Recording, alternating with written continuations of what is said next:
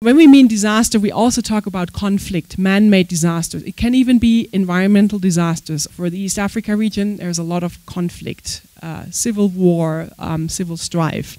So before a disaster, people should prepare, right? Everyone should be prepared. Then we have obviously disaster mitigation, trying to alleviate the negative impact of a disaster when it's impending.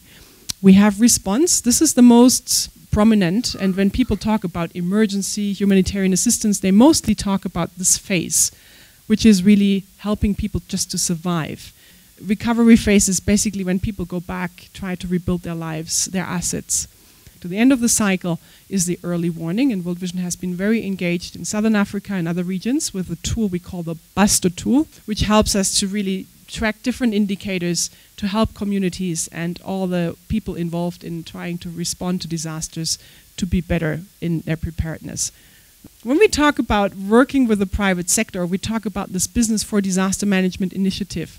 Many of you know the philanthropic engagement we have with, business as humanitarian actors. So CSR, corporate social responsibility, has been increasingly important for many businesses in East Africa and globally for various reasons. One of them is we want to have our brand recognized. We want to showcase to our customers that we're interested in people's wellness and survival, right? And that we help.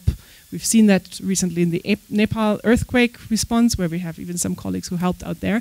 We've seen that in many contexts, which is very important and very good. It is linked often with fundraising or in-kind donations, or even staff being seconded from technical to facilitating staff from business to humanitarian action.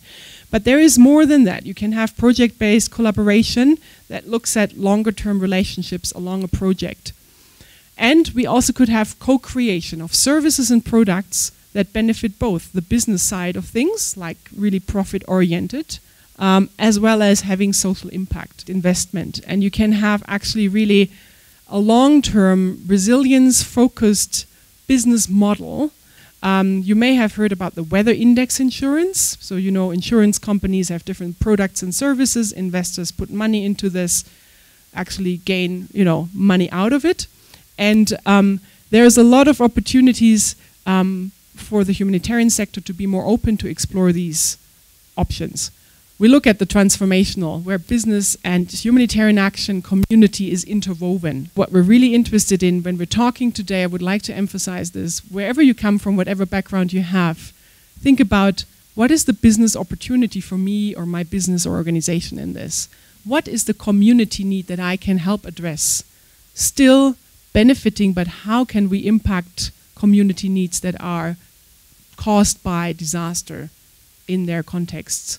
And we will hear even community representatives talking about how they actually have helped themselves to create this resilience, this preparedness for disasters, so that the negative impact is not so catastrophic on their lives and their livelihood and their families, and in the end, on the children.